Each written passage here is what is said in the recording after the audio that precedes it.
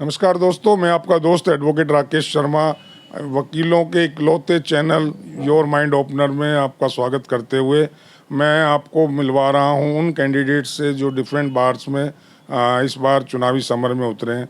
आज द्वारका कोर्ट में आया हूं, तो द्वारका कोर्ट में जो एसोसिएशन के जो चुनाव हो रहे हैं, इसमें सेक्रेटरी के पोस्ट पर कंटेस्ट कर रहे हैं एडवोकेट राजेश्वर डागर जी। मैं उनके बारे में आपको थोड़ा सा बता दूं कि 1965 में उनका जन्म हुआ और इस सोनीपत में, हरियाणा।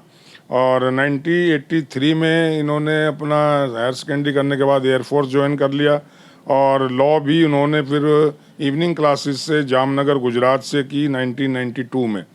और 1992 में लॉ करने के बाद इन्होंने फिर बीए किया, बीए करने के बाद एमए, एमए के बाद एमबीए और 1999 में इन्होंने बार काउंसिल ऑफ दिल्ली में अपने आप को एनरोल कराया और 2008 से द्वारका कोर्ट में रेगुलर प्रैक्टिस में है। इससे पहले दूसरी कोर्ट्स में थे।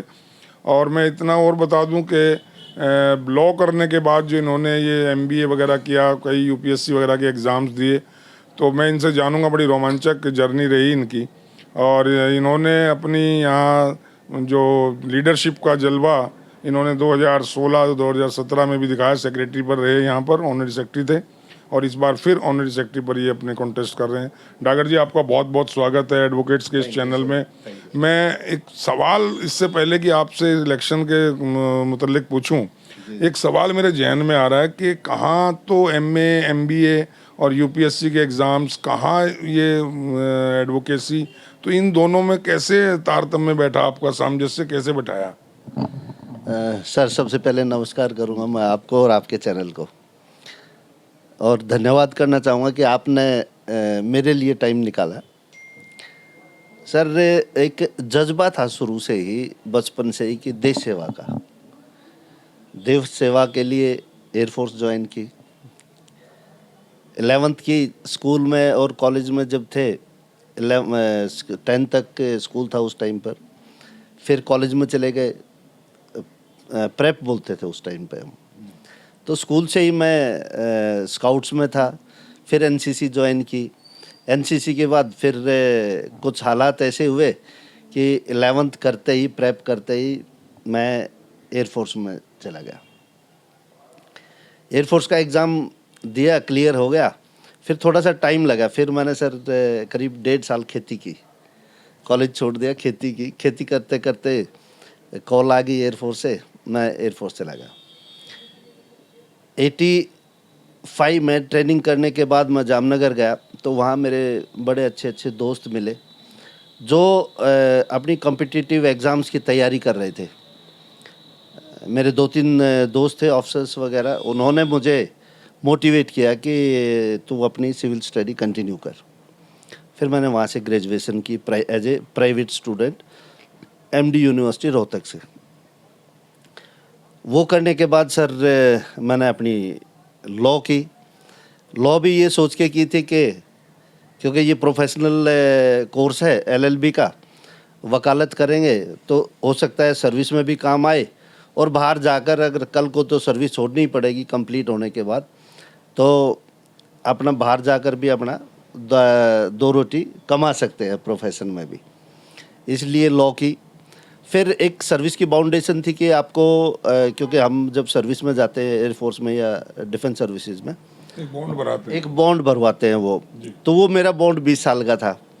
अब 20 साल तक मेरे लिए बड़ा डिफ़िकल्ट सा था कि पढ़ाई भी करता रहूं और देश सेवा भी करता रहूं। वो थोड़ा सा एक कशमकश की स्थिति में फंस गया मैं। फिर दोस्तों ने सलाह दी कि भाई आपने लॉ तो कर ली है, लॉ के बाद अपनी स्टडी कंटिन्यू करो। फिर मैंने सर एमए साइकोलॉजी की। एमए साइकोलॉजी के बाद यूपीएससी दिया। एक अटेम्प्ट यूपीएससी दिया, लेकिन सक्सेस नहीं हो पाया। फिर मैंने फिर मैंने post graduation in personal management और इंडस्ट्रियल रिलेशंस में 1 साल का डिग्री कोर्स था, वो किया। उसके बाद मैंने कैट का एग्ज़ाम दिया, वो कॉमन एडमिशन टेस्ट एमबीए के लिए। उस टाइम पर 5 इंस्टीट्यूट्स होती थी, आईआईएम, एक एक्सएलआरआई और एक एक्सआईएम। 7 इंस्टीट्यूट थी मेन जो कैट का एग्ज़ाम कंडक्ट करती थी। खैर सर किस्मत, मैंने वहाँ भी कहा कि भाई यहाँ नहीं, your destiny is somewhere else. फिर मैं 99 में सर एक अपॉर्चुनिटी मिली कि भाई अगर आप सर्विस छोड़ना चाहते हैं तो you can file your papers after completion of the 15 years। If you have better option in civil then you can leave the service. That was the good opportunity for me sir. So I filed my papers और उसके बाद मैंने service से discharge ले लिया। फिर मैं आपके जूनियरशिप में आ गया, कोर्ट में। कोर्ट ज्वाइन की, हाई कोर्ट से स्टार्ट की इनिशियल प्रैक्टिस। हाई कोर्ट से जैसे ही शुरू हुआ तो एक तरह से अजीब सा था मेरे लिए ये वही प्रोफेशन। मैं पूछना चाह रहा हूँ, आज कोई खौफ होता है कि यूपीएससी में सेलेक्ट हो जाते, सिविल सर्विसेज में चले जाते तो ज़्यादा बेटर था बजाय यहाँ की जद्दोजहद से? सर समाज सेवा वहाँ भी करनी थी।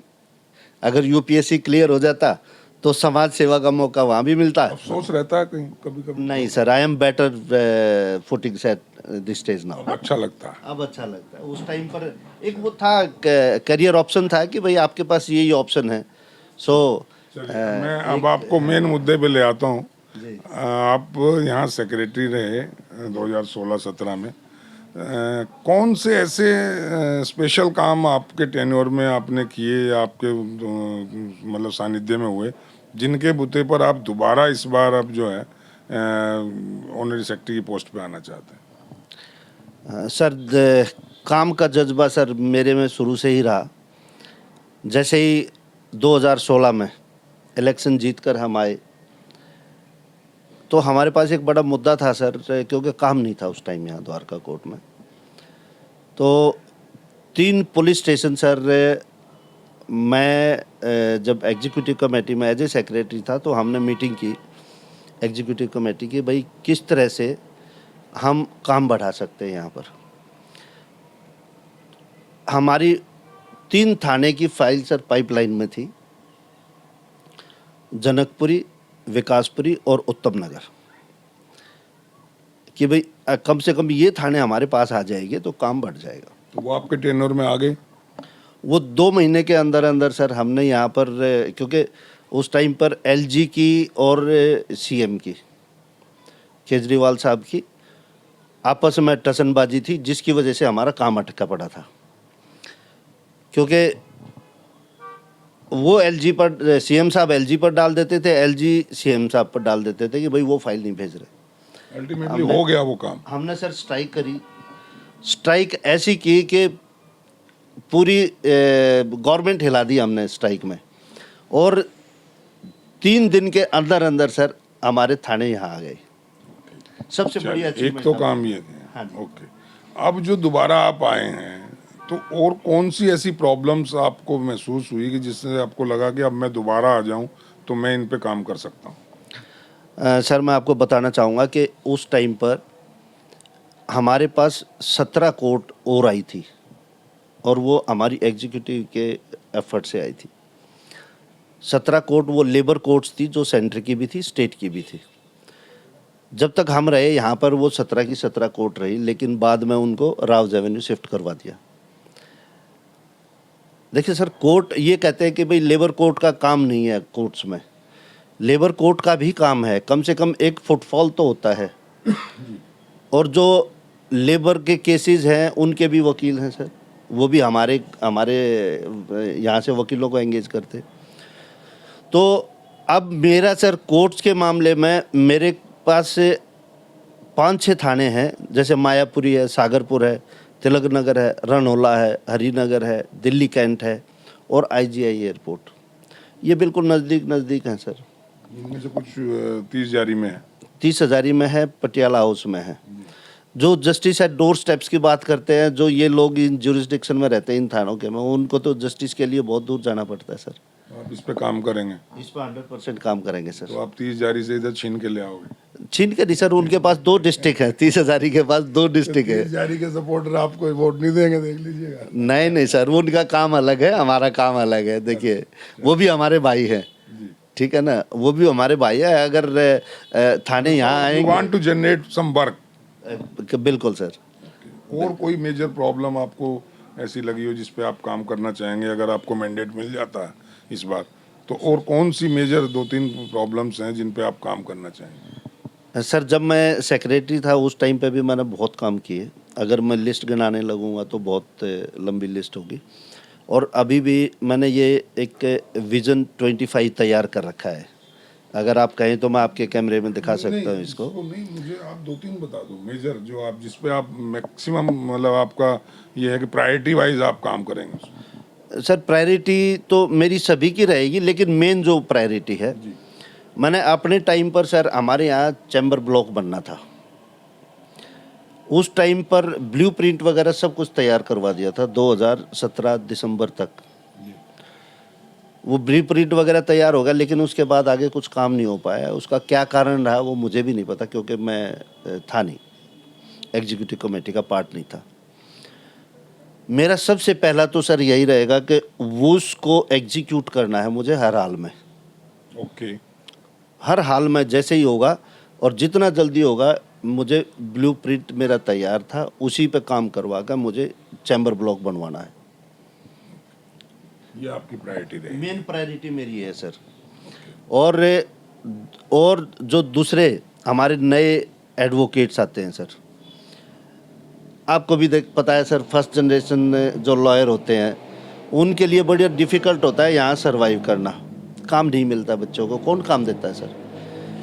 5,000 रुपये महीना सर, मैं उनका 2 साल तक हर महीने का कुछ न कुछ ऐसा अरेंजमेंट करवाऊंगा ताकि उनको 5,000 रुपये महीने मिलता रहे बार की तरफ से। बार की तरफ से सर। जो सुन रहे हैं वो कहीं ऐसा ना हो आप वहाँ जीत के आए और बाद नहीं, में आप नहीं, कहें, बिल्कुल, फंड बार नहीं के- है, वो मेरे भी कपड़े फाड़े और आपके फाड़े। ये मैं सर जैसे मोदी की गारंटी है, वो राजेश्वर डागर की गारंटी है। और जो मैंने पहले भी किया, बोला सर, वो करके दिखाया, और ये अब भी करके दिखाऊंगा।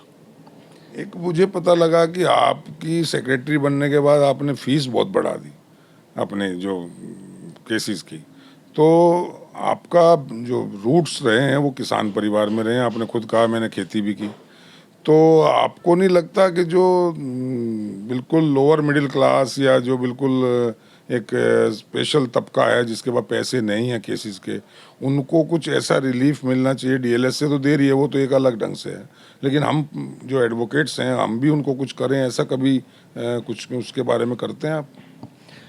सर ये जो बात आपने कही ये सच में मेरे माइंड में थी, और करीब 15 दिन पहले एक ट्रस्ट है कोई सागरपुर में, जन सेवा कल्याण समिति ट्रस्ट कुछ ऐसी है, मेरी उनसे बात हो रखी थी।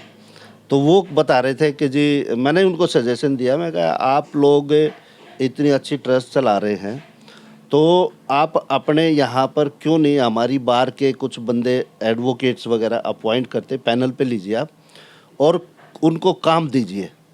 तो वो इस बात के लिए एग्री हो गए सर, और उनकी जो पैनल की जो फीस होगी वो अपनी ट्रस्ट से एग्री हो गए कि हम अपनी ट्रस्ट से वकीलों को फीस देंगे, और आम जनता के लिए जो नीडी लिटिगेंट्स हैं, बहुत सारे हैं सर, फीस देने डीएलएसए में जाते हैं लोग, कुछ डीएलएसए को अप्रोच नहीं कर पाते हैं, तो उनके लिए फ्री सर्विस प्रोवाइड करेंगे सर। ऐसा प्लान आपका विजन है? जी सर। ओके। दूसरी एक और बात मैं पूछना चाह रहा था कि बार्स के लोग लेकर के जो मेंबर्स हैं उनमें एक शिकायत रहती है कि ट्रांसपेरेंसी नहीं रहती है, कितना फंड आया, कितना फंड खर्च हुआ, कितना फंड बैलेंस है, ये कोई भी वाइट एंड ब्लैक में कहीं नहीं लाता। तो इसमें कुछ उम्मीद कर सकते हैं अगर आप इलेक्ट होके आते हैं कि भाई कितने पैसे जब मैं आया तो इस बार में थे, कितने अब हमने खर्च किए, कितने आए, और अब कितना बैलेंस हम दे के जा रहे हैं? सर इस मामले में द्वारका कोर्ट का आज तक का इतिहास रहा है।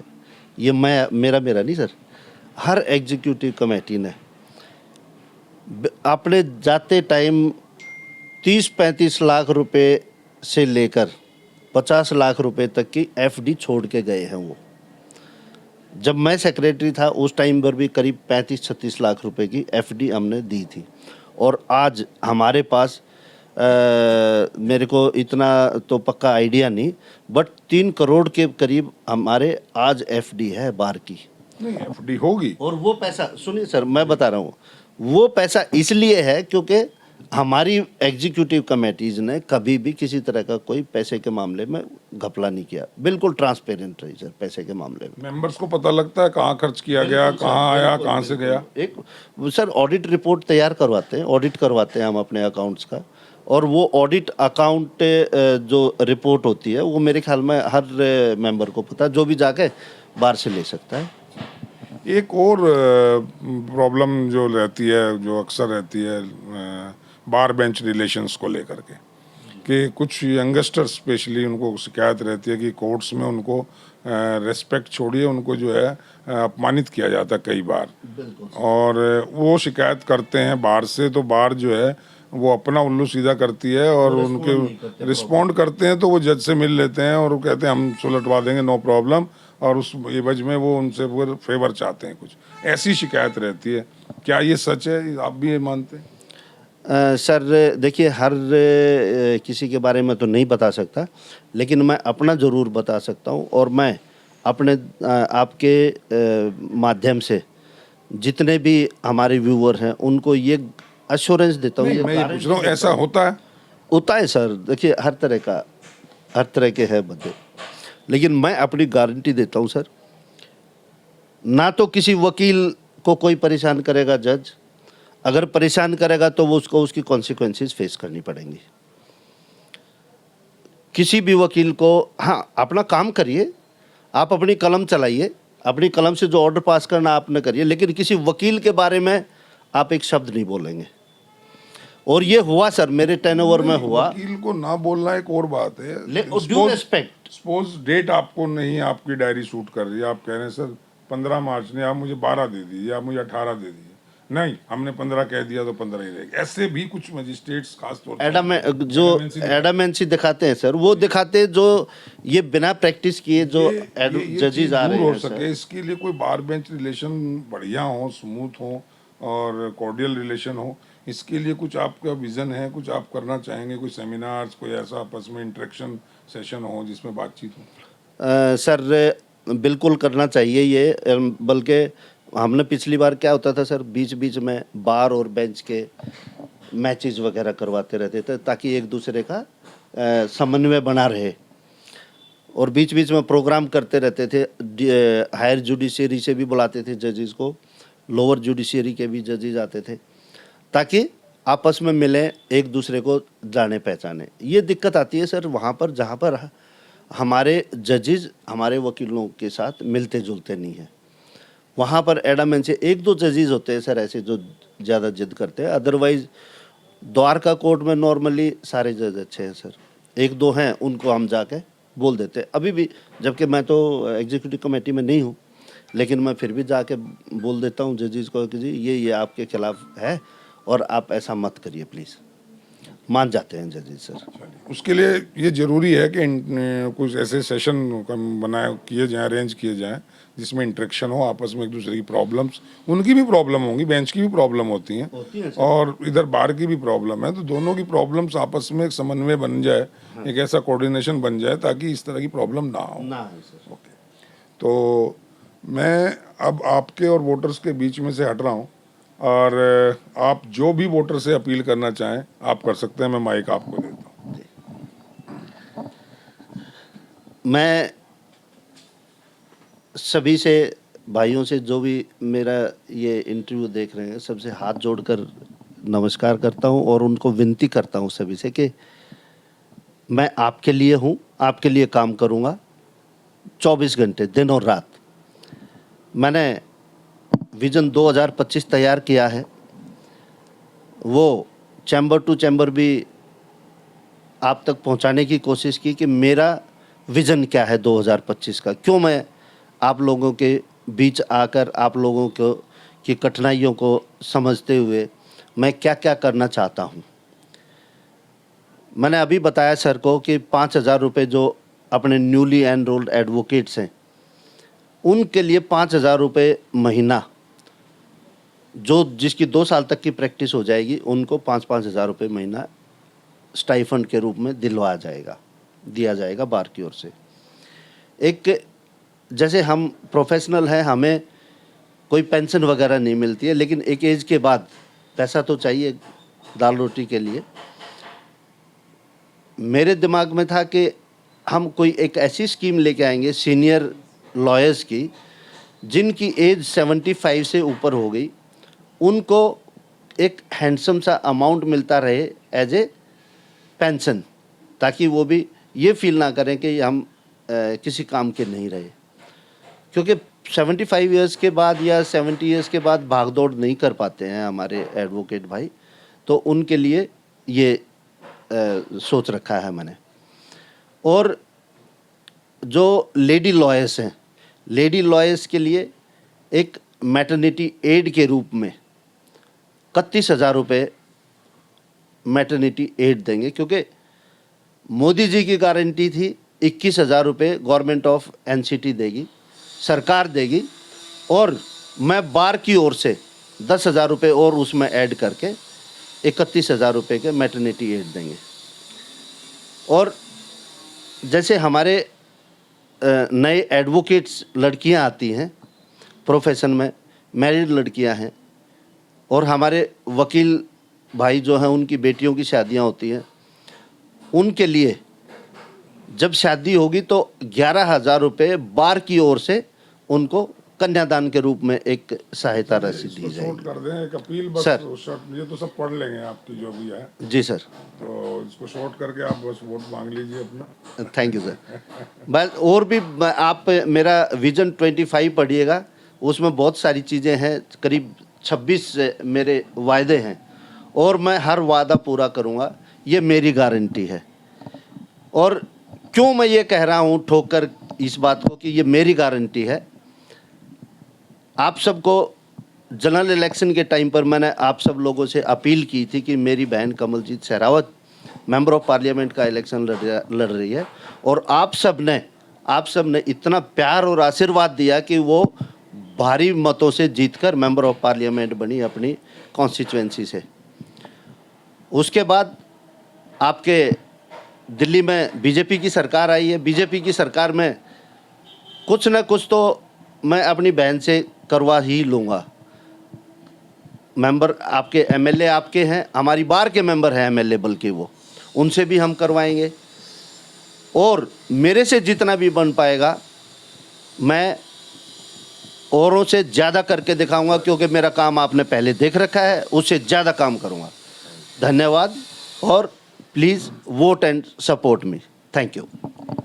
तो सुनी दोस्तों, आपने बहुत लंबी चौड़ी अपील डागर साहब ने की है, और पॉलिटिकल पार्टीज़ की तरह बड़ी कुछ फ्रीबीज की बात भी की है, कुछ पैसा देने की बात भी की है। अब वो देखते हैं कि कैसे इसको अमली जामा पहनाया जाएगा, कहाँ से वो फंड रेज होंगे और कितना इसको अप्रूवल मिलेगी, ये समय बताएगा।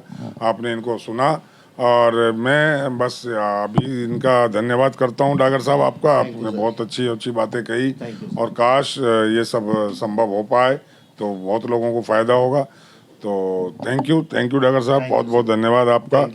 और दोस्तों, आपने इनकी बातें सुन ली, दूसरे जो कैंडिडेट्स हैं आप उनको भी सुनिएगा। मैं भी कोशिश करूंगा उनसे आपकी बात कराऊं, ताकि आप कंपैरिजन कर सकें किसका विज़न कितना ठीक है, किसका विज़न कितना सच्चा है, किसकी बातों में ईमानदारी है, किसको काम करने का वाकई में एक जुनून है। ये आपने तय करना है दोस्तों। आपका वोट बहुत कीमती है, और सेक्रेटरी, ऑनरी सेक्रेटरी की जो पोस्ट है बड़ी अहम पोस्ट होती है। इस पर बहुत सोच समझ के, नाप तोल करके, पूरा कंपैरिजन करके आप अपना वोट कास्ट करिएगा। यही मैं अपील करना चाहता हूँ। फिर एक नए कैंडिडेट से आपकी मुलाकात कराऊंगा। अभी के लिए दोस्तों इतना ही। जय हिंद, जय भारत। नमस्कार। नमस्कार।